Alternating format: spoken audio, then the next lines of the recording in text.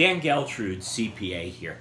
I want to talk today about what's going on in the NFL. Clearly, that's what's covering the news today. And I think there's a lot more to this than just the social issue. Obviously, that's what's catching the headlines. But I really want to focus on another aspect of this.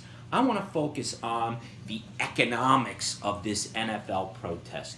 Certainly, I think all of us can agree that the players certainly have the right to protest, and they can do that any way they want. The owners can certainly join in as well. I don't think there's any disputing that.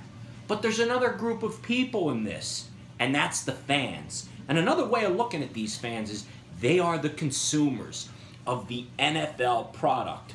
So when we look at the lay of the land here, we have very wealthy team owners. We have players who, for the most part, are quite rich. And then we have the average American fan who is either going to the game, watching the game on TV, or buying NFL products like uniforms or jerseys rather, and all those types of things. But the real power here lies with the people. And of course, we have the president who's decided to jump into this whole thing, which is really what's made this go to the level that we're at right now. But let's even pull back from that. Here is the bottom line.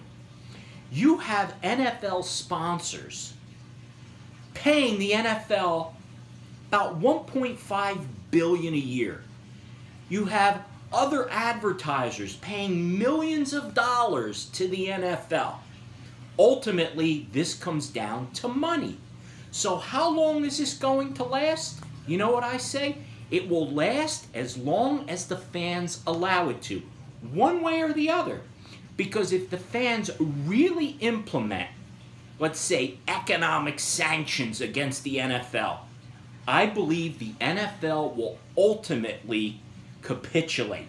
They will figure out how to protest another way, but it won't be during the national anthem.